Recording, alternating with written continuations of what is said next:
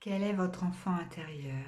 Qui êtes-vous à l'intérieur, votre moi le plus profond, qui communique avec votre soi supérieur, votre âme?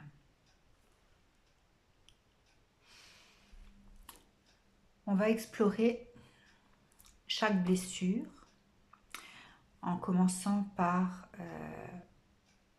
celle de l'abandon. On va les prendre par ordre alphabétique. Êtes-vous de ceux qui avaient eu soit une nourriture affective débordante, au point que votre parent ne vous laissait pas explorer la vie de votre propre gré, avec vos propres décisions. Un parent très protecteur, qui a tout contrôlé, qui ne vous a pas laissé expérimenter la vie telle qu'un enfant pourrait le faire, de façon spontanée, de façon curieuse, sans avoir forcément conscience du danger. Où êtes-vous, l'enfant qui a manqué de cette nourriture affective, au point de se sentir abandonné par le parent? La blessure d'abandon s'active donc de deux façons différentes. Ce qui relie ces deux façons, eh bien, c'est la nourriture affective. Quelle que soit la façon par laquelle cette blessure a pu s'activer, et pourquoi on peut se sentir abandonné si on reçoit trop de nourriture affective? Eh bien, parce que lorsqu'on est dans l'âge de pouvoir vivre ses expériences, le parent protecteur lâche l'affaire et laisse l'enfant vivre ses expériences. Mais à ce moment-là, vu que l'enfant a tellement été entouré, encadré, barricadé pour éviter le danger, lorsque le parent ouvre la porte et l'invite à vivre ses expériences, eh bien l'enfant peut avoir peur de les vivre par lui-même et peut avoir ce ressenti d'avoir besoin des autres pour avancer dans la vie. Tout comme celui qui a manqué de nourriture affective et qui ressent ce grand vide à l'intérieur au point de vouloir puiser chez l'autre ce dont il a besoin, ce qui lui manque. Cette nourriture affective, cette affection, cet amour qui n'a pas rempli la propre sphère de son cœur. La blessure d'abandon ici, qu'est-ce qu'elle génère? Elle génère un grand vide intérieur, au point que les personnes qui souffrent inconsciemment de cette blessure, eh bien, vont avoir tendance à engloutir certaines choses, puisque la blessure de l'abandon, c'est la structure orale. On ramène tout à sa bouche. On essaye lorsqu'on est enfant, de prendre contact avec le monde de façon orale. Donc vous pouvez avoir des enfants, par exemple, qui mangent les extrémités de leur poupée, par exemple, les pieds, les mains, le nez. Vous pouvez avoir des enfants qui commencent déjà dans l'enfance à essayer de combler ce grand vide intérieur par la nourriture, par des addictions au sucre, notamment tout ce qui peut faire plaisir. Et là, ça renvoie, on verra dans une autre vidéo, à la blessure d'humiliation qui est en lien avec le plaisir aussi. Qu'est-ce qui se passe pour l'enfant qui s'est construit sur cette blessure d'abandon? De quel enfant intérieur parle-t-on ici? On parle de l'enfant intérieur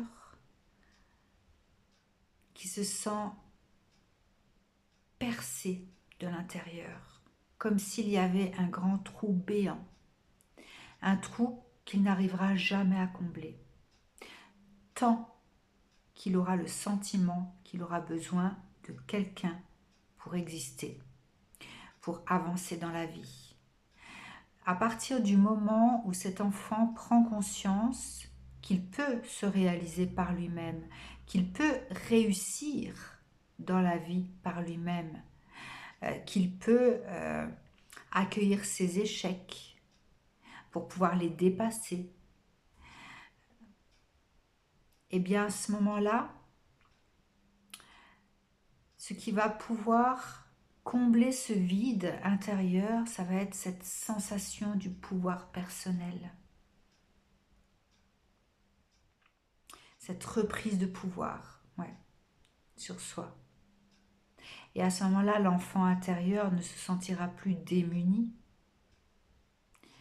démuni par ce grand trou béant qui le vidait de son énergie, qui le vidait de ses capacités, qui le vidait de sa valeur personnelle également. Hein. Parce que si mon parent m'accompagne dans la vie au point de ne pas me laisser exister ma propre, de ne pas pouvoir expérimenter ma propre vie de façon individuelle, est-ce que ça veut dire que je n'ai pas assez de valeur, que je ne suis pas capable? Ou alors, si je n'ai pas reçu l'amour de mon parent, cette nourriture affective qui aurait dû m'accompagner pour que je me construise, eh bien, est-ce que ça veut dire que je n'ai pas de valeur personnelle, que je ne compte pas, que je ne suis pas reconnue dans cette existence comme méritant l'amour de mon parent?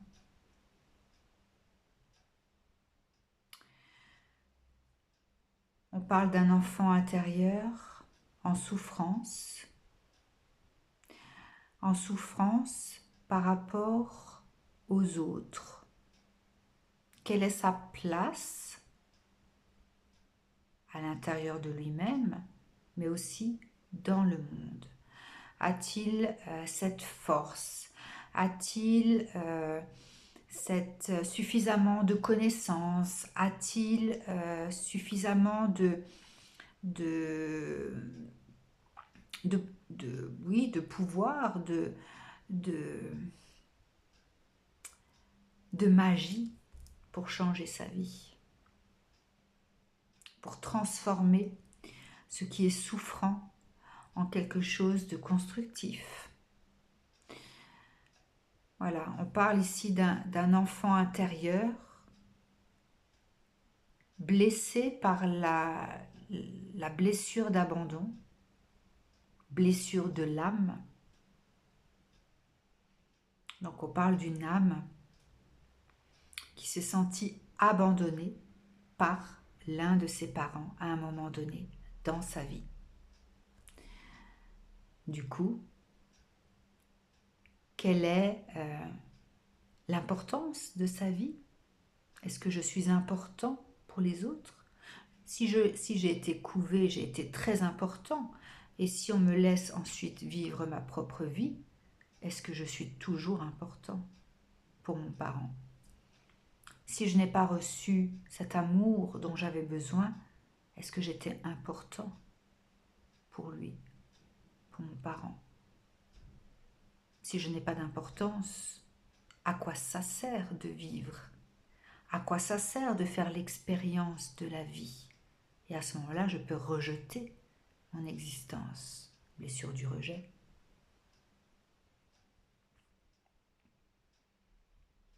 Et puis, pourquoi suis-je née si ce n'est pour vivre ça? Cette douleur, ce grand vide intérieur. Mais quelle injustice!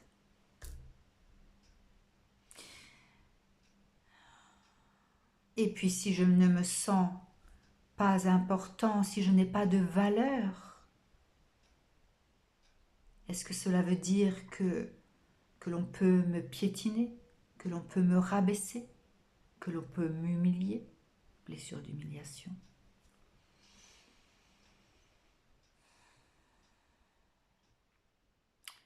Et si, effectivement, ce sentiment d'abandon, cette peur d'abandon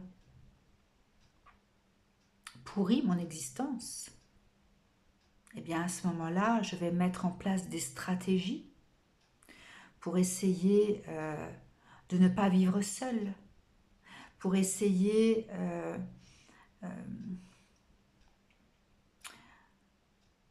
de ressentir dans les yeux de l'autre ou par l'autre qui je suis vraiment, qu'est-ce que je mérite dans la vie. Et à ce moment-là, eh bien, je mets en place la peur de perdre le contrôle. Et du coup, si j'ai peur de perdre le contrôle, je peux manipuler mon entourage pour que surtout il ne m'abandonne pas. Blessure de trahison. Toutes les blessures ont un lien entre elles. Toutes les blessures ont été activées durant l'enfance, mais elles se manifestent pour chacun de nous de façon très différente. Nous nous construisons sur une blessure noyau qui va formater la personne que nous sommes. Et puis, au-delà de ça, il y a toutes les autres blessures qui agissent en périphérie. Soit on en fait une force, soit on les dirige contre nous-mêmes comme punition, ou alors on les dirige vers le monde par protection. Voici pour la blessure d'abandon. Si vous vous reconnaissez, vous pouvez aller explorer mon site et nous pouvons approfondir pour vous-même votre vécu et tenter ensemble de trouver un mieux-être pour votre enfant intérieur. À très bientôt.